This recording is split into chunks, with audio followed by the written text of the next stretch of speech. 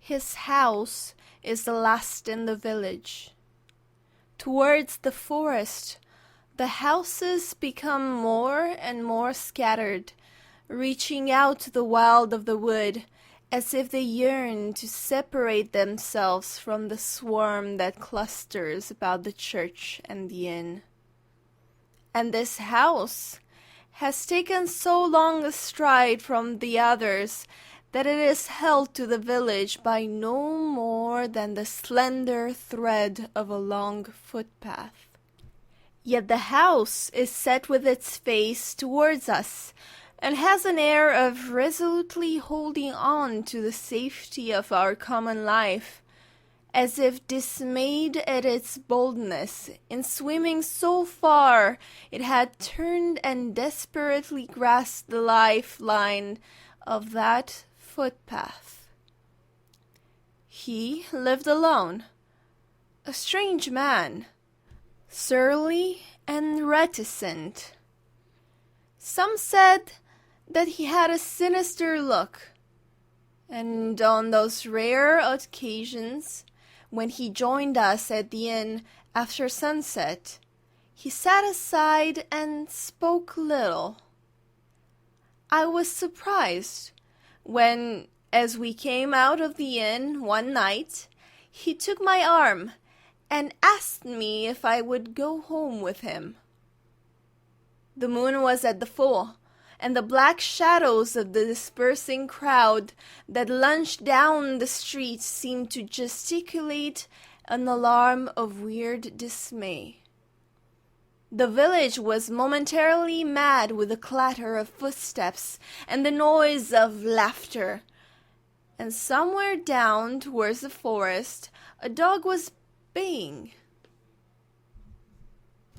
I wondered if I had not misunderstood him.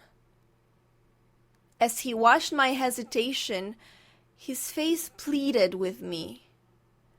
"There are times when a man is glad of company," he said.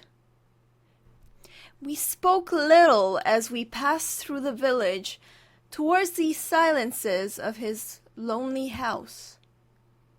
But when we came to the footpath, he stopped and looked back. "I live between two worlds," he said.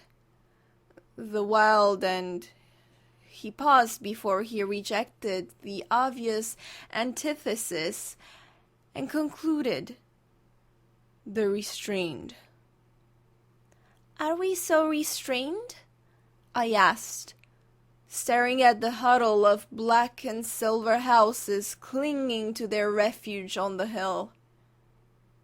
He murmured something about a compact, and my thoughts turned to the symbol of the chalk-white church tower that dominated the honeycomb of the village. "The compact of public opinion," he said more boldly. My imagination lagged. I was thinking less of him than of the transfiguration of the familiar scene before me. I did not remember ever to have studied it thus under the reflections of a full moon. An echo of his word, differently accented, drifted through my mind. I saw our life as being in truth compact, little, and limited. He took up his theme again, when we had entered the house and were facing each other across a table, in a room that looked out over the forest. The shutters were unfastened, the window open, and I could see how, on the further shore of the waste lands, the light feebly ebbed and died against the black cliff of the wood. "We have to choose between freedom and safety," he said. "The individual is too wild and dangerous for the common life. He must make his agreement with the community, submit to become a member of the people's body, but I... He paused and laughed. I have taken the liberty of looking out of the back window. While he spoke, I had been aware of a sound that seemed to come from below the floor of the room in which we were sitting. And when he laughed,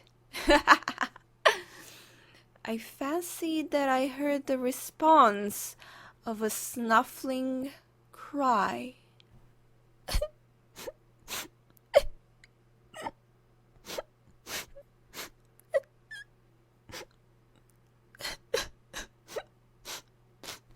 He looked at me mockingly across the table. "It's an echo from the jungle," he said. "Some trick of reflected sound. I can always hear it in this room at night."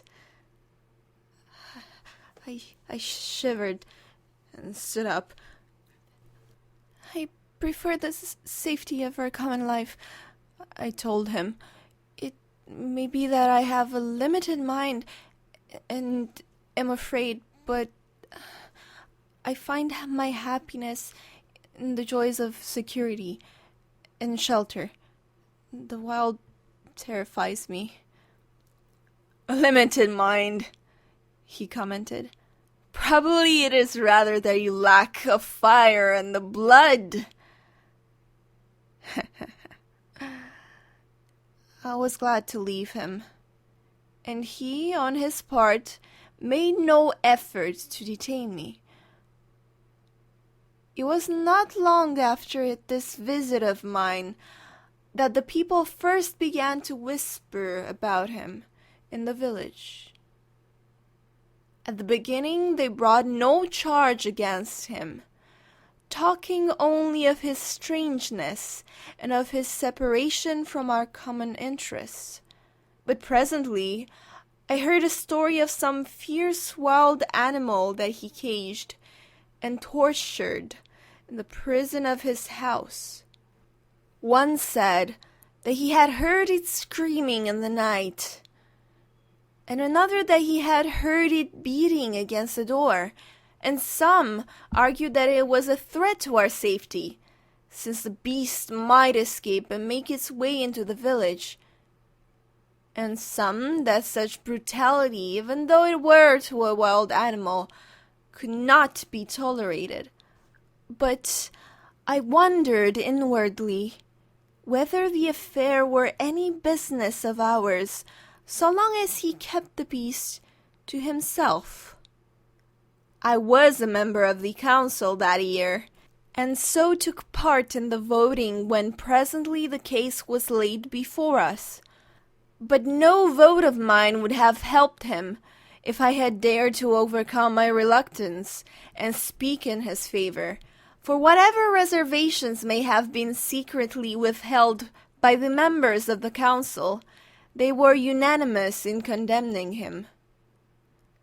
We went, 6 of us, in full daylight to search his house. He received us with a laugh, and told us that we might seek at our leisure. But though we sought high and low, peering and tapping, we found no evidence that any wild thing had ever been concealed there. And within a month of the day of our search, he left the village. I saw him alone once before he went, and he told me that he had chosen for the wild and freedom, that he could no longer endure to be held to the village, even by the thread of the footpath. But he did not thank me for having allowed the search of his house to be conducted by daylight, although he knew that I, at least, was sure no echo of the forest could be heard in that little room of his save in the transfigured hours between the dusk and the dawn.